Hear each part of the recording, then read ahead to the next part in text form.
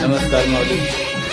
आपण नूतन मावळे आमच्या गावामध्ये लक्ष्मण तात्या देवगते यांना 25 तारखेला पॉईंट दिले होते. त्यांनी आज 70 तारखेला पॉईंट घेतले. आपण पॉईंट तसं दाखवला बी होता. त्यांना सांगितलं 4 इंच पाणी लागेल, ह्या टप्प्याला पाणी लागेल, पण त्या टप्प्याला लागत कुठं मागं पुढं होतं. 2.5-2 इंच पाणी लागलं.